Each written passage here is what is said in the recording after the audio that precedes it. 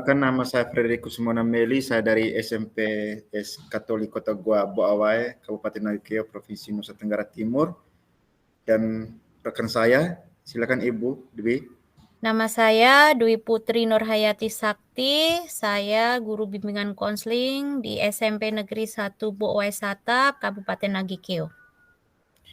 Baik, pada kesempatan ini saya bersama Ibu Dwi akan melakukan praktik coaching dengan menggunakan praktik percakapan coaching Tirta, model Tirta. Jadi kami akan bergantian. Yang pertama, Ibu Dwi posisi sebagai coach dan saya Edi sebagai coach. Kami akan mulai mempraktikkan model coaching Tirta. Baik, sebelumnya saya membacakan prolognya.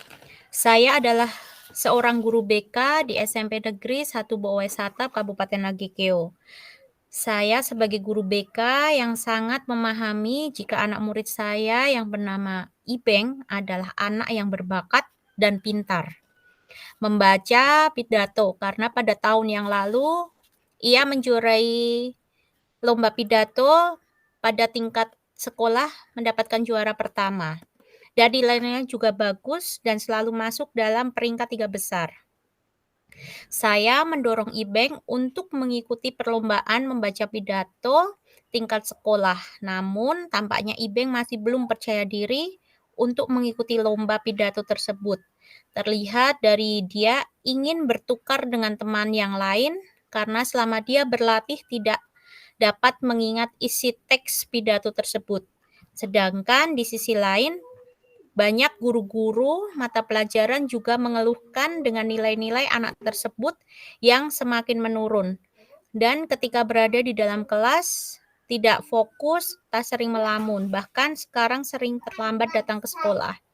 Karakternya sangat berbeda sekali dengan tahun yang lalu. Baik, Pak Edi, seperti itu prolognya. Dan saya melanjutkan untuk latihan praktik kita. Ya. Selamat siang Pak Edi. Permisi, maaf mengganggu waktunya. Selamat siang Ibu Dwi. Silakan duduk. Ibu Dwi, apa kabar hari ini? Sepertinya tidak ceria dan tidak bersemangat sekali. Ada apa ini? Terima kasih Pak Edi. Pak Edi, boleh saya bercerita sesuatu hal kepada Pak Guru? Tentu saja boleh. Silakan ceritakan yang ingin Ibu Guru ceritakan. Saya siap mendengarkan. Begini Pak Edi, saya itu bingung dengan salah satu murid saya dan ada sedikit masalah. Oh, begitu. Permasalahannya apa ya, Bu Guru? Boleh diceritakan? Silakan. Curhat juga boleh sekali. Cerita saja, jangan sungkan. Saya akan mendengarkan dengan baik. Baik, terima kasih Pak Edi. Begini, Pak Edi, saya itu bingung dengan salah satu anak murid saya di kelas 8. Kelas 8B yang bernama Ibeng. Ketika dia ditunjuk mengikuti lomba pidato, awalnya dia tuh bersemangat sekali untuk mengikuti. Akan tetapi ketika sudah mendekati hari hanya tuh, hari perlombaan itu, dia bilang ke saya, "Ibu, bisakah saya mengganti dengan teman yang lain? Saya ingin mengikuti lomba LCC saja daripada pidato." Dengan alasan dia tidak dapat mengingat isi teks pidato itu. Kemudian ini banyak juga guru-guru yang mengeluhkan kalau sekarang itu dia itu banyak melamun, terlihat lelah di kelas, terus tidak fokus, dan sering terlambat datang ke sekolah. Bahkan ketika, maaf, dengar tidak Pak Guru? Ya, Halo? dengar Bu. Suaranya? Ya. Oh, oke. Saya lanjut. Ya. Kemudian selama misalnya jam istirahat, dia pasti akan datang masuk kelas tuh terlambat. Banyak guru, bukan cuma ketika ada les BK saja, tapi semua rata-rata setiap mata pelajaran pasti dia akan terlambat datang ke kelas tuh setelah istirahat, seperti itu. Pak Guru. Oh, begitu. Kalau boleh saya ingin dengar, Ibu Guru boleh bercerita apa yang menyebabkan Ibu Guru menjadi bingung dengan perilaku Iben? Ya, begini Pak Guru, saya itu bingung. Saya ingin melakukan dan memanggil dia sebagai konseling atau melakukan proses konseling individu. Tetapi saya juga perasaan, begitu tuh Pak Guru. Saya itu perasaan karena Ibeng kan tinggal dengan rekan guru saya dan rekan guru saya itu dekat juga dengan saya. Jadi ketika saya mau memanggil, saya juga takut salah nanti malah jadinya ada kesalahpahaman antara saya dan rekan guru saya karena masalah Ibeng ini. Karena kan dia terlihat seperti ini sejak kelas 8, bukan dari kelas 7, seperti itu. Jadi prestasinya tuh sudah menurun, kemudian dia juga ketika menghafal tuh berbeda sekali. Ibu ini kenapa Ini ibu masih rekam. Baik, Bu Dwi. Jadi sekarang saya paham sekali bagaimana perasaan Ibu Dwi, penyebab Ibu Dwi merasa bingung dan tidak bersemangat. Menurut Ibu Guru sendiri, apa saja dampaknya jika masalah ini semakin berlarut-larut dan anak tersebut tidak mendapatkan konseling individu dan dipanggil dari Ibu Guru BK?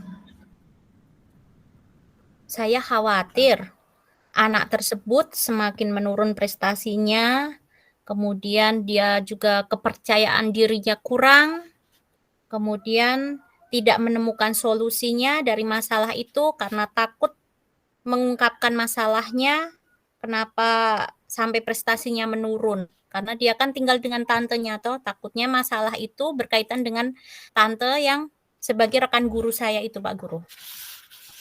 Iya, benar sekali Ibu Guru. Kira-kira apa rencana Ibu Guru agar bisa memanggil anak tersebut tanpa ada beban atau perasaan tidak enak dengan rekan guru, dalam hal ini rantainya Ibeng yang merupakan teman guru di sekolah?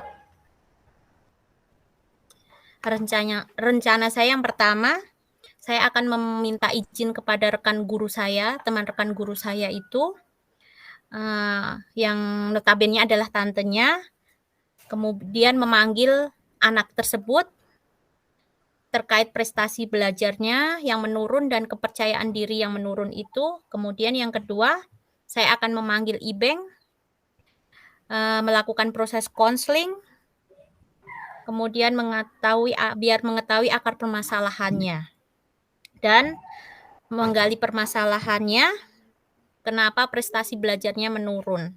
Dan jika sudah menemukan akar permasalahannya, yang ketiga saya ingin melakukan konferensi kasus. Jika benar kaitannya dengan tantenya, maka saya akan sama-sama, kami di situ ada Ibeng, ada tantenya, dan saya akan sama-sama mencari solusi, tapi tidak ada salah satu pihak yang dirugikan. Seperti itu, Pak Guru. Bagus sekali Ibu Guru. Ternyata rencana Ibu Guru luar biasa dan saya yakin Ibu Guru mampu menjadi guru BK yang profesional untuk menyelesaikan masalah Ibeng. Semangat, Ibu. Ya, insya Allah. Saya semangat, Pak Edi. Saya sekarang lebih percaya diri untuk memanggil anak tersebut. Terima kasih, Pak Edi. Baik. Nah, sekarang Ibu sudah merasa semangat. Selanjutnya, adakah komitmen yang akan Ibu Guru lakukan dalam pemanggilan anak tersebut? Komitmen saya adalah memanggil anak tersebut dan melakukan secara profesional dan tidak melibatkan perasaan tidak enak kepada rekan sejawat, agar proses konselingnya ini dapat berjalan dengan baik dan lancar untuk menemukan solusi yang diinginkan sehingga kepercayaan dirinya kembali, kemudian prestasi anak tersebut juga kembali seperti dulu, seperti kelas 7. Seperti itu, Pak Edi. Luar biasa, Ibu Guru. Saya sangat setuju sekali dengan komitmen Ibu Dwi. Sekali lagi mudah-mudahan Ibu Guru sukses dan bisa berjalan dengan baik dan lancar proses counselingnya. Semangat, semangat, semangat. Fighting. Sekarang bagaimana perasaan Ibu Guru setelah ngobrol dengan saya, Ibu Dwi? Terima kasih Pak Edi. perasaan saya menjadi lebih bersemangat dan merasa lebih percaya diri, Pak Edi. Nah, begitu dong. Itu baru Ibu Dwi. Tetap semangat, Ibu Dwi. Fighting. Terima kasih, Pak Edi. Ya, epilognya. Baik, epilognya setelah melakukan proses coaching, saya sebagai Ibu Dwi kembali ke ruangan BK dengan perasaan yang lebih bahagia karena tergambar dari ekspresi wajahnya yang ditunjukkan saat keluar dan dari ruang guru. Pak Edi juga merasa lega akhirnya Ibu Dwi kembali bersemangat untuk melakukan proses konseling untuk e-bank dan lebih percaya diri. Terima kasih Pak Edi. Iya, sama-sama. Luar biasa. Baik, sekarang kita akan mengganti posisi sebagai coach Ibu Dwi, kemudian yang jadi coach adalah saya sendiri, Pak Edi. Baik, kita mulai. Selamat siang, Bu Dwi. Apakah Ibu mempunyai waktu luang hari ini? Selamat siang Pak Edi. Apa kabar Pak Edi? Saya lihat Pak Edi ini agak murung ya dan tidak bersemangat seperti biasanya. Ada yang bisa saya bantu Pak Edi? Mohon maaf Ibu Dwi, saya mengganggu waktunya Ibu Guru. Oh, tidak apa-apa Pak Edi. Begini Ibu Guru, saya mau curhat tentang masalah saya. Apakah Ibu bisa membantu saya? Dengan senang hati Pak Edi. Kira-kira apa yang bisa saya bantu? Sebenarnya saya hanya ingin mencari solusi untuk memecahkan masalah yang sedang saya hadapi. Oh, coba Pak Guru ceritakan. Masalah apa yang sedang Pak Edi rasakan? Mungkin saya bisa membantu. Ibu ingat atau tidak ya, beberapa hari yang lalu pengawas melakukan supervisi di kelas. Waktu supervisi itu saya mendapat teguran dari pengawas. Lalu, apa yang membuat Pak Edi mendapat teguran dari pengawas sekolah? Kalau menurut saya, sebenarnya masalahnya tidak serius. Tidak serius. Yang bagaimana Pak Edi? Bisa dijelaskan?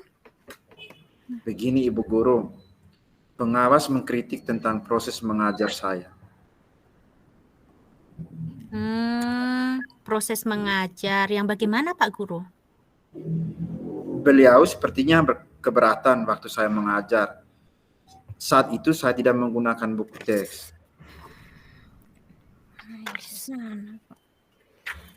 Oh, lalu bagaimana menurut Pak Edi dengan respon Bapak pengawas tersebut? Saya sejujurnya menyampaikan kepada beliau kalau selama ini saya mengajar menggunakan berbagai sumber, bisa dari buku referen di perpustakaan, yang penting mengacu pada kurikulum. Ketika saya sampaikan seperti itu, beliau merasa tersinggung. Oh, jadi masalahnya begitu. Selama ini Pak Guru lakukan dalam proses belajar mengajar ya? Seperti yang saya ceritakan tadi, Bu. Saya menggunakan berbagai sumber dari buku di perpustakaan dan menayangkan video-video pembelajaran yang interaktif dan menyenangkan.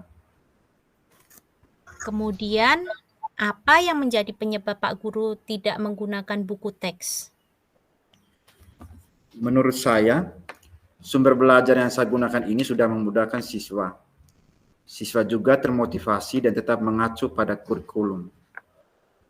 Sebenarnya sudah bagus Pak Guru. Lalu bagaimana hasilnya saat Pak Guru mengajar menggunakan sumber belajar tersebut?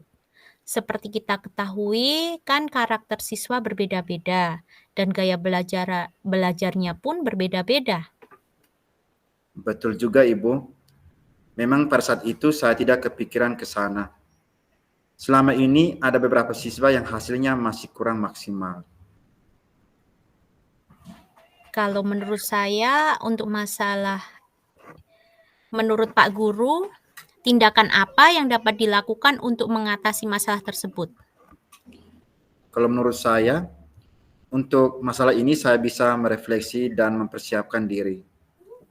Jika pengawas sekolah menyampaikan masalah ini kepada kepala sekolah dan saya siap ditegur oleh kepala sekolah, maka saya harus siap menjelaskan masalah yang sebenarnya terjadi kepada kepala sekolah dan juga pasti beliau akan menyampaikan hal-hal positif sehingga menambah semangat saya dalam belajar, dalam mengajar.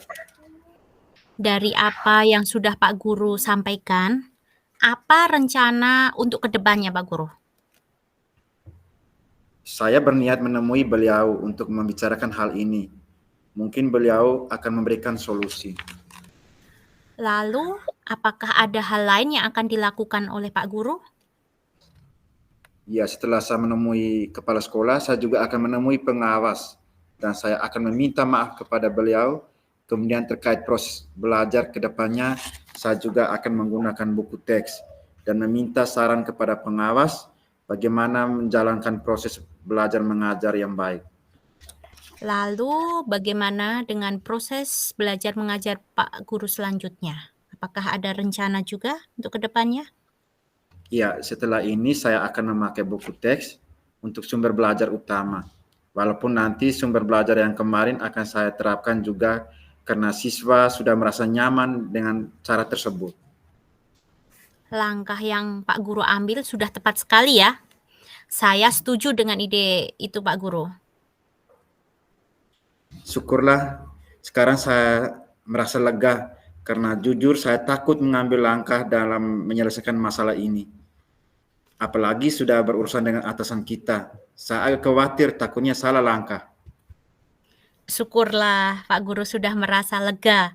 Lalu dari yang sudah kita rencanakan tadi, Pak Guru rencanakan apa komitmen yang akan Pak Guru lakukan untuk menjalankan rencana itu? Ya, untuk hal itu dalam proses belajar mengajar, saya akan mengacu pada kurikulum, kemudian mematuhi aturan-aturan yang ada termasuk aturan dari pengawas tentang penggunaan buku teks. Lalu dukungan apa yang dibutuhkan Pak Guru untuk melakukan komitmen tersebut? Itu juga masih dalam pemikiran saya. Mungkin saya akan mencoba berkomunikasi dengan teman guru serumpun mata pelajaran dengan saya. Jadi kami bisa bersama-sama saling mengingatkan. Itu ide yang bagus sekali, Pak Guru. Semoga dapat segera terselesaikan dan dapat bekerja dengan suasana hati yang tenang dan nyaman tanpa dihantui rasa yang tidak nyaman ya, Pak Guru ya. Iya, amin. Terima kasih banyak Ibu untuk waktunya mendengar keluh kesah saya. Sekarang saya merasa lega. Semoga kita nanti menjadi guru-guru yang bisa memberikan teladan yang baik untuk siswa kita. Amin. Terima kasih banyak. Ya, maaf Bu, Sama-sama kebetulan Pak saya Guru.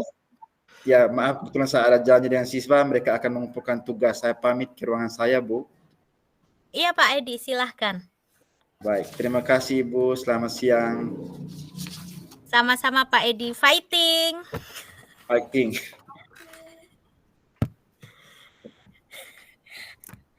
Oke, demikian praktek model coaching Tirta dari kami kelompok 1, saya dan Ibu Dwi menyampaikan terima kasih.